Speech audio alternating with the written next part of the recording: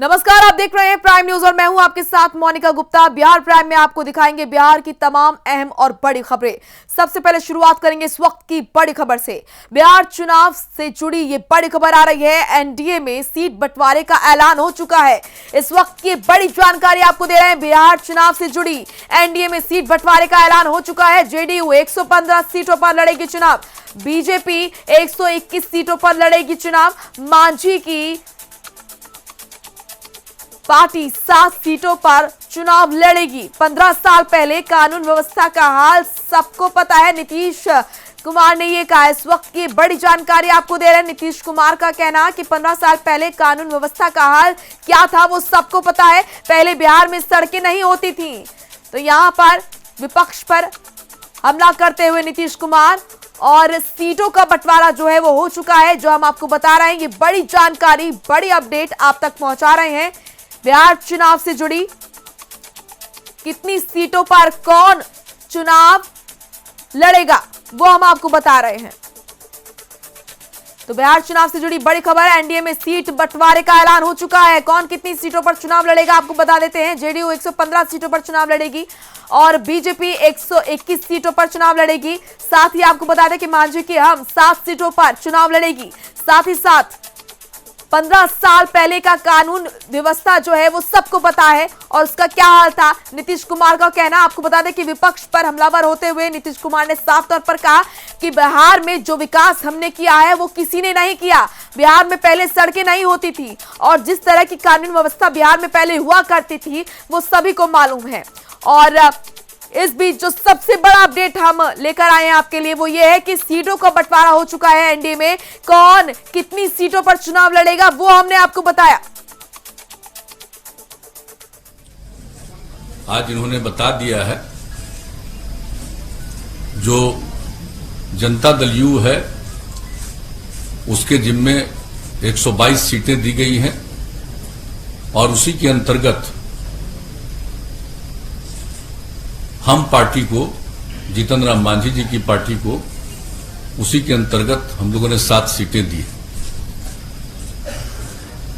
Bharatiya Janata party के पक्ष में 121 सीटें हैं और उसी के अंतर्गत इन लोगों की बातचीत, जो इन्होंने बताया कि अंतिम चरण है विकासशील इंसान पार्टी के साथ, उसी के अंतर्गत उनको सीटें देंगी। और जहां तक दोनों के बीच में कंस्टिट्यूएंसी का सवाल है, कौन कौन विधानसभा क्षेत्र किनके जिम्मे है, उसका भी निर्णय हो चुका है। और मैं समझता हूं कि आज वो 122 और 121 तो है, तो बता दें लोगों को, या ऐसे ही आप रिलीज कर दिया जाएगा ये पूरे तौर पर कि इनके जिम्मे कौन सी सीट है। हम लोग मिलकर काम कर रहे हैं और बिहार के विकास के लिए जो भी काम है वो किया गया है और इसके बाद भी आगे मिलजुल कर हम लोग काम करेंगे। एक साथ काम करते हुए हम लोगों का एक लंबा अवसर है। आज इन्होंने बता दिया है, जो जनता दल यू है उसके जिम्मे 122 सीटें दी गई हैं। तो बिहार चुनाव से जुड़ा इस वक्त का सबसे बड़ा अपडेट हम आपके सामने ला रहे हैं। एनडीए में सीटों का बंटवारा हो चुका है। कौन कितनी सीटों पर चुनाव लड़ेगा वो हम आपको बता रहे हैं। एनडीए में सीट बंटवारे का ऐलान हो चुका है।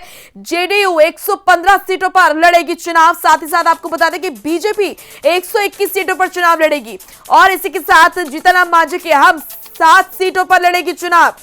और साथ ही नीतीश कुमार ने विपक्ष को घेरा, कहा कि 15 साल पहले कानून व्यवस्था जो बिहार में थी वो सभी के सामने थी और बिहार में पहले सड़कें नहीं थी। हमने प्रदेश में किस तरीके से विकास किया है वो जनता के सामने है।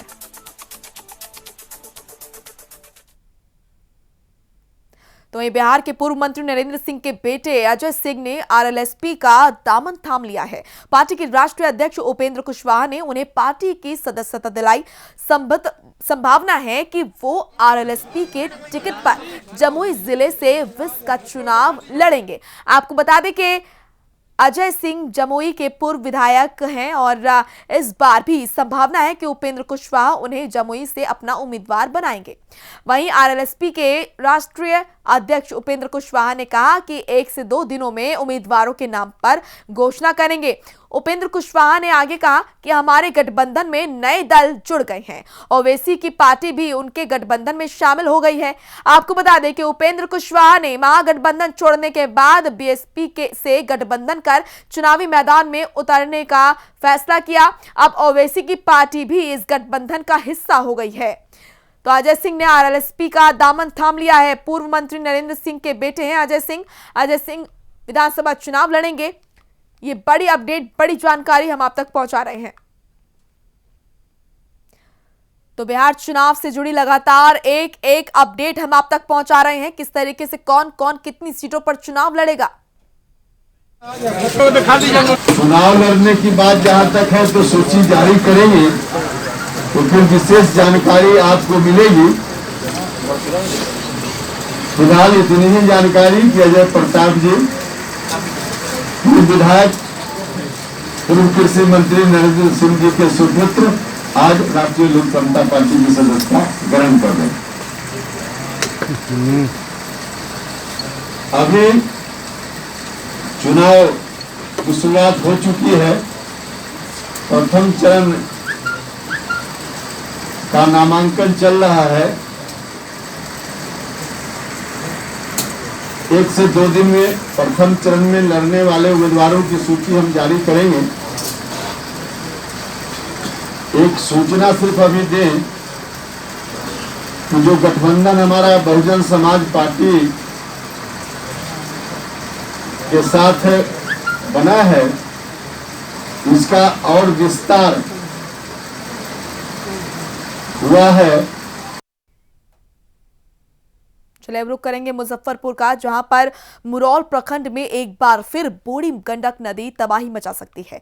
नेपाल की तराई क्षेत्र में हो रही लगातार बारिश की वजह से बूढ़ी गंडक नदी एक बार फिर अपने रौद्र रूप में आ गई है।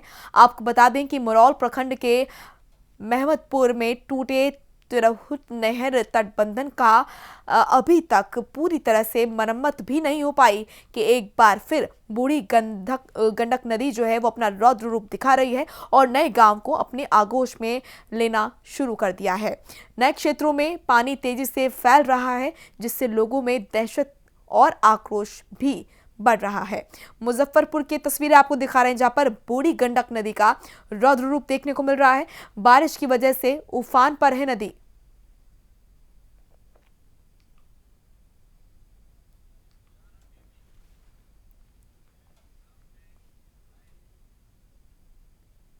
तो वहीं मुजफ्फरपुर में डीएम डॉक्टर चंद्रशेखर सिंह की अध्यक्षता में शांति समिति की बैठक आयोजित की गई, जिसमें विचार विमर्श के बाद निर्णय लिया गया कि अभी जो 2 महत्वपूर्ण त्योहार होने वाले हैं, एक चेहल्लुम और दुर्गा पूजा, उसमें किसी प्रकार का कोई जुलूस, अखाड़ा, अस्थायी प्रतिमा बनना या पंडाल बनना ऐसा कुछ भी नहीं होगा। जिला अधिकारी ने बताया कि बिहार विधानसभा चुनाव को लेकर आदर्श आचार संहिता लागू है, जिसमें बिना अनुमति के किसी प्रकार का कोई भी कार्यक्रम आयोजित नहीं करना है। अगर किया जाता है तो अवैध है और उस पर कठोर कार्रवाई होगी। साथ ही अस्थायी प्रतिमा को नहीं लगाया जाएगा। मुजफ्फरपुर में डीएम की अध्यक्षता में शांति समिति की बैठक हुई। त्योहारों में जुलूस नहीं निकलेगा, किसी तरह का कोई पंडाल नहीं लगेगा, इस बात का फैसला किया गया। चुनावों को लेकर आदर्श आचार संहिता जो है वो लागू कर दी गई है और बिना अनुमति के आयोजित नहीं होंगे कार्यक्रम, ये कहा डीएम ने।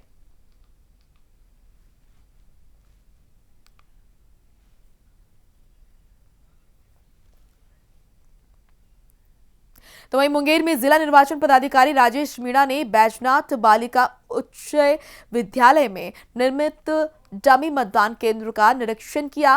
कोरोना से बचाव के साथ सफल और निर्बाध मतदान को लेकर मतदाताओं के लिए सरल और सुगम मतदान हेतु भारत निर्वाचन आयोग के निर्देशानुसार जिले भर में संग्रहालय सहित 6 स्थानों पर डमी मतदान केंद्र बनाए गए हैं। मतदान केंद्रों पर उपलब्ध कराए जाने वाले न्यूनतम आवश्यक सुविधाएं जैसे कि मास्क, थर्मल स्कैनिंग, सैनिटाइजर, बिजली, पानी, बैठने की व्यवस्था, हेल्प डेस्क, रैंप, महिला और पुरुष के लिए अलग अलग शौचालय, आगमन और निकास के अलग अलग रास्ते आदि के साथ ही पीडब्ल्यूएस मतदाता और 80 वर्ष से अधिक उम्र वाले मतदाताओं को जो अपनी इच्छानुसार मतदान करने आते हैं तो उनके लिए व्हील चेयर की व्यवस्था रहेगी। जिला निर्वाचन पदाधिकारी ने डमी मतदान केंद्र का निरीक्षण किया। जिले में संग्रहालय सहित 6 स्थानों पर डमी मतदान केंद्र बनाए गए। जो चुनाव की ट्रेनिंग है सभी पोलिंग स्टाफ में वो ट्रेनिंग प्रशिक्षण कार्यक्रम शुरू हुआ है। 5 सेंटर्स में हम लोग सभी हमारे जो पोलिंग पर्सनल हैं उनका ट्रेनिंग का कार्यक्रम शुरू कर दिया है। इसमें presiding officers P1, P2, P3 है। इसके साथ ही साथ जो अन्य मतदान में कर्मी यूज़ होते हैं जैसे कि PCCP है या सेक्टर मजिस्ट्रेट है, इन सब का भी ट्रेनिंग दिया जाएगा। इस बार की ट्रेनिंग में विशेष बात यह है कि हम लोगों ने उदाहरण के रूप में हर जगह पर एक मॉडल बूथ बनाकर दिखाने का प्रयास कर रहे हैं। जैसे आप यहाँ देख सकते हैं, इसमें सभी बूथों पर एक हेल्प डेस्क रहेगा जहाँ पर हमारे स्वास्थ्य डिपार्टमेंट के लोग, ICDS डिपार्टमेंट के कर्मी रहेंगे जो वोटर्स का थर्मल स्कैनिंग करेंगे और जो टेम्परेचर्स ठीक आएगा उसके बाद ही वोटर आगे ना वोट डालने के लिए बूथ में प्रवेश करेंगे। तो हेल्प डेस्क की बात हो या फिर वोटिंग कंपार्टमेंट की बात हो या बूथ की बात हो, सभी जगह पर सोशल डिस्टेंस का पालन किया जाएगा। मेरा सभी व्यक्तियों से अनुरोध है कि कृपया, वोटर से अनुरोध है कि सब लोग बिना डरे, बिना झिझके घर से अपने वोटिंग करने आएंगे 28 अक्टूबर को। मास्क ज़रूर लगाएं, मास्क लगाकर ही बूथ पर पहुँचें ताकि कोरोना की जो संक्रमण की संभावना होती है उसको कम किया जा सके। और आपके बूथ पर आने के बाद आपका थर्मल स्कैनिंग होगा, सैनिटाइज़र की व्यवस्था है और बहुत ही आराम से ध्यान रखते हुए आप लोगों को वोटिंग कराया जाएगा। इसमें किसी प्रकार की डर की, भय की कोई बात नहीं है। तो हमारा मीडिया के माध्यम से ये अनुरोध है कि हम सब लोग बढ़ चढ़ कर इस महापर्व में हिस्सा लेंगे ताकि इस लोकतंत्र को हम लोग सफल बनाएं। तो वहीं मुंगेर कासिम बाजार थाना इलाके में बीएसएफ के जवान सहित स्थानीय थानाध्यक्ष शैलेश कुमार सहित कई पुलिस पदाधिकारी ने आगामी विधानसभा चुनाव को लेकर फ्लैग मार्च निकाला। ये मार्च कौड़ा मैदान, हजरतगंज बाड़ा, कासिम बाजार, सुंदरपुर आदि इलाकों से फ्लैग मार्च निकाला गया। वहीं 28 अक्टूबर को जिले में होने वाले विधानसभा चुनाव शहर में शांति हो, इसके लिए फ्लैग मार्च निकाला गया है। बीएसएफ जवानों, पुलिस ने ये फ्लैग मार्च निकाला। तस्वीरों में आपको दिखा रहे हैं। आगामी चुनाव को लेकर ये फ्लैग मार्च निकाला गया है।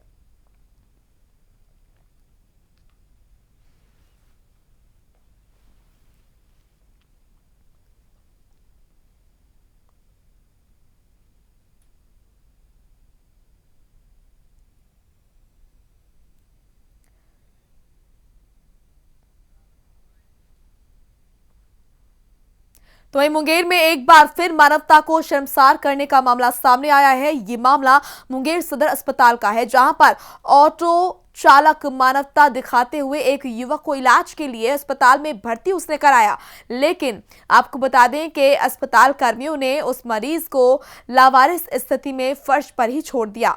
मुंगेर में चरमराई है चिकित्सा व्यवस्था। इसकी बानगी देखने को मिली, जहां पर डॉक्टरों ने मरीज को लावारिस स्थिति में फर्श पर छोड़ दिया।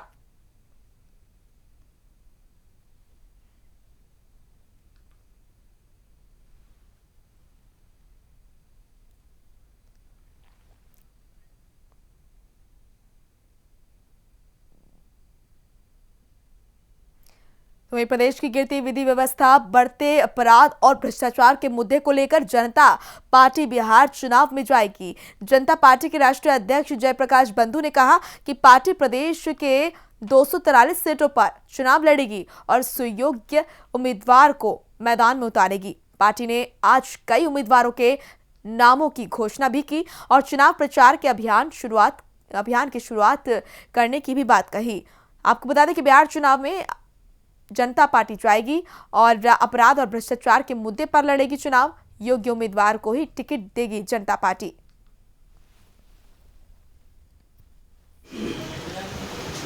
रुके एक मिनट, साइड से हो गया। रुके द्वारा आहूत इस संवाददाता सम्मेलन का मकसद श्री मोहन कुमार जनता पार्टी के सक्रिय सदस्यता लिए और ये अरवल से जनता पार्टी के उम्मीदवार हैं। जनता पार्टी इनको अरवल से अपना उम्मीदवार घोषित कर रही है। जनता पार्टी मूल रूप से श्री जसवंत सिन्हा जी के अध्यक्षता में गठित यूनाइटेड डेमोक्रेटिक अलायंस की मुख्य घटक दल है। वैसे जसवंत सिन्हा जी स्वयं भी जनता पार्टी के राष्ट्रीय संयोजक हैं और जनता पार्टी बिहार विधानसभा चुनाव में वर्तमान शासकीय व्यवस्था के विरुद्ध तमाम विपक्षी दलों को गोलबंद करने की कोशिश में है। अभी भी बहुत सारे लोग यूडीए में आने की तैयारी में हैं। तो वहीं अररिया पुलिस आगामी विधानसभा चुनाव को शांतिपूर्ण सफल आयोजन कराने के लिए कटिबद्ध है। अररिया पुलिस कप्तान हृदयकांत के नेतृत्व में पुलिस हर संभव प्रयास कर रही है। इसी क्रम में पुलिस कप्तान हृदयकांत और एसडीपीओ पुष्कर कुमार के नेतृत्व में अररिया शहर में फ्लैग मार्च निकाला गया। इस फ्लैग मार्च के माध्यम से अररिया शहर वासियों को पुलिस द्वारा लोगों से शांतिपूर्ण माहौल में चुनाव संपन्न कराने में पुलिस का सहयोग करने की अपील भी की गई। अररिया में पुलिस का फ्लैग मार्च निकाला गया। पुलिस द्वारा चुनाव के मद्देनजर ये फ्लैग मार्च निकाला गया। लोगों से पुलिस ने सहयोग करने की अपील की है।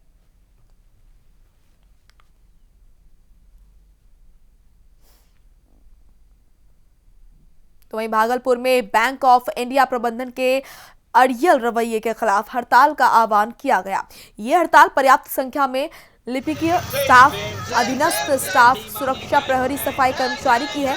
आपको बता दें कि उप मुख्य श्रमायुक्त नई दिल्ली की मध्य संस्था में यूनियन और बैंक प्रबंधन के मध्य हुई वार्ता बेनतीजा रही, जिसके कारण बैंक कर्मी को हड़ताल पर जाने के लिए मजबूर होना पड़ा।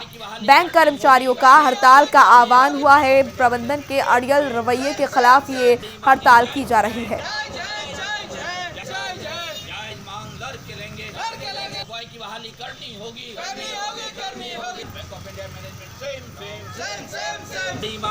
हमारा bank of India employees union का, बिहार स्टेट का और federation of bank of India staff union का पूरे देश के स्तर पर एक दिवसीय हड़ताल है।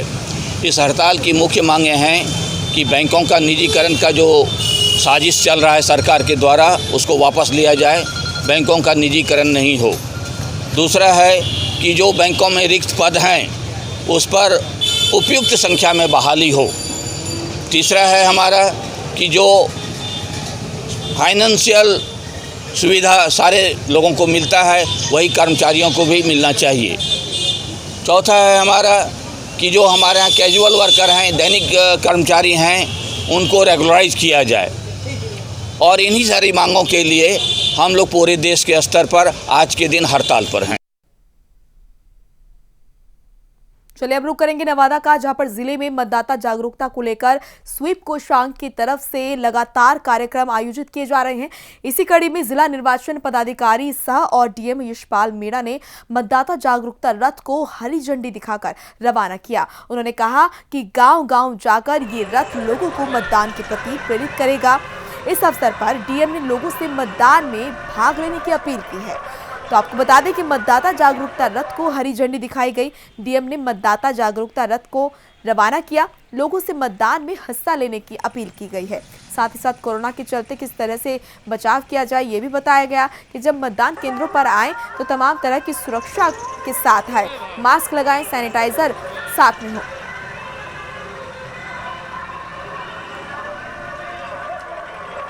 चुनाव 28 अक्टूबर को प्रथम चरण में हम लोगों के यहाँ पे चुनाव है, 5 विधानसभा क्षेत्र में। तो इसी के अंतर्गत हम लोगों ने जो मतदाता हैं उनको जागरूक करने के लिए आज ये प्रचार रथ निकाला है। तो मेरा आप सभी के माध्यम से सभी जो यहाँ पे इलेक्टर्स हैं, सभी जो वोटर्स हैं, उन सबसे ये विनम्र निवेदन रहेगा, अनुरोध रहेगा कि ज़्यादा से ज़्यादा नंबर्स में आप वोटिंग करने आएँ और भयमुक्त होकर वोट करें। और इस बार कोविड के चलते कुछ ख़ास इंतजाम किए गए हैं हर पोलिंग बूथ पर, जिसके चलते आप लोगों को सुविधा रहेगी पोलिंग करने में। तो सभी बूथ्स पर हम लोगों ने सोशल डिस्टेंसिंग के अनुरूप भी व्यवस्थाएं रखी हैं।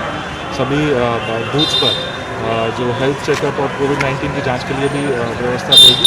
इसके अलावा जो 80+ एज के जो वोटर्स हैं और जो कोविड पॉजिटिव जो वोटर्स रहेंगे और जो हमारे PWD जो वोटर्स हैं, उन सब के लिए हम लोगों ने इस बार जो हम लोगों को दिशा निर्देश मिला है तो उसके अनुरूप हम लोगों ने पोस्टल बैलेट की व्यवस्था की गई है।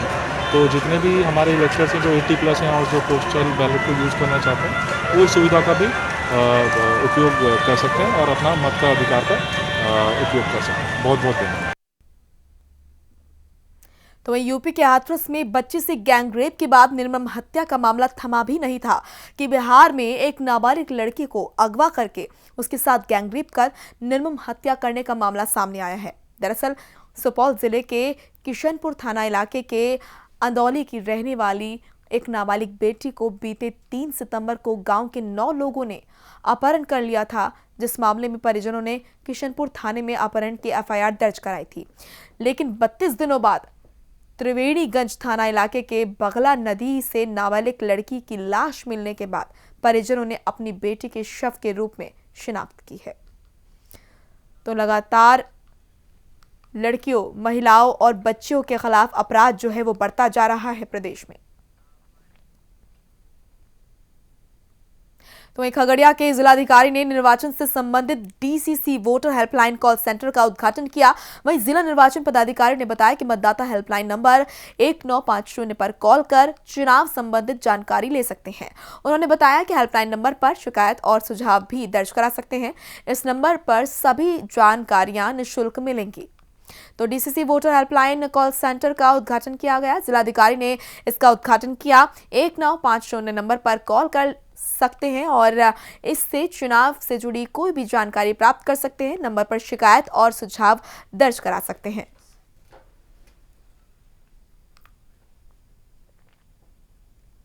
वहीं भागलपुर में पुलिस को बड़ी सफलता लगी है, जहां भारी मात्रा में शराब बनाने वाला सामान और 2 शराब कारोबारियों को पुलिस ने गिरफ्तार किया है। वहीं अधिकारी ने बताया कि बरामद 33 ड्रम में करीब 7,207 लीटर शराब बनाने वाला लिक्विड बरामद किया गया। ये लिक्विड देशी शराब बनाने में उपयोग होता है।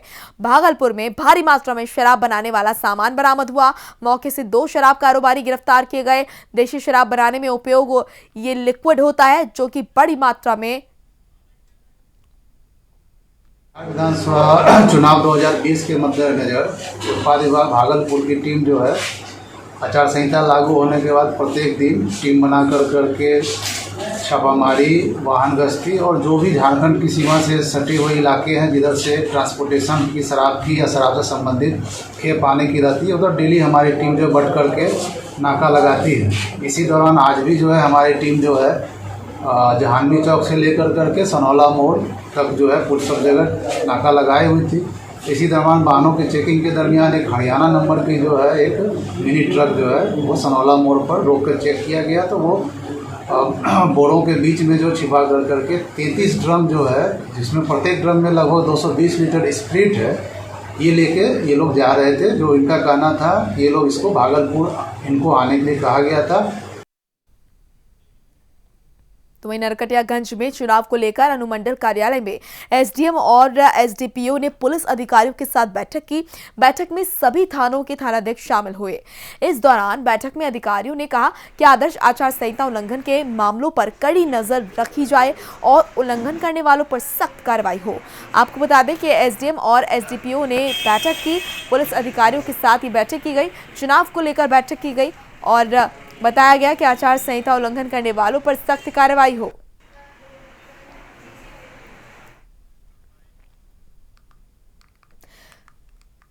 तो वहीं विधानसभा चुनाव को लेकर भारत नेपाल की सीमा पर सुरक्षा व्यवस्था सख्त कर दी गई है।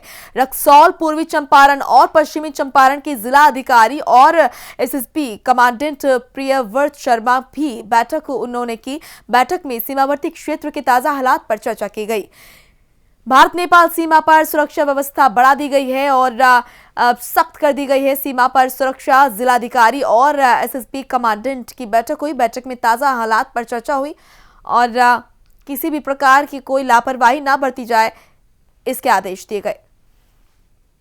उसमें नेपाल और भारत के उत्तरी, पूर्व चंपारण, पश्चिम चंपारण और 12 परसा जिले के जो जिला प्रशासन के अधिकारी, पुलिस के अधिकारी और सशस्त्र पुलिस नेपाल और एसएसबी भारत के अधिकारी लोगों के आपस में मीटिंग हुई, जिसमें आने वाले बिहार विधानसभा चुनावों के बारे में आपसी सहयोग बढ़ाना, फोन नंबर्स की शेयरिंग करना और कैसे बेहतर कोऑर्डिनेशन हो सके, बार बार मीटिंग करके और बॉर्डर पे जॉइंट पेट्रोलिंग और आपस में मिलने का जो है कि फ्रीक्वेंसी बढ़ाना, इन सब चीज़ों पे विचार हुआ ताकि हमारे चुनावों में कोई बाधा ना पड़ सके और कोई जो कि एंटी सोशल एलिमेंट जो है बॉर्डर क्रॉसिंग ना करे। चलिए, बिहार प्राइम में इतना ही। छोटी सी ब्रेक के लिए रुक रहे हैं, फौरन लौटेंगे।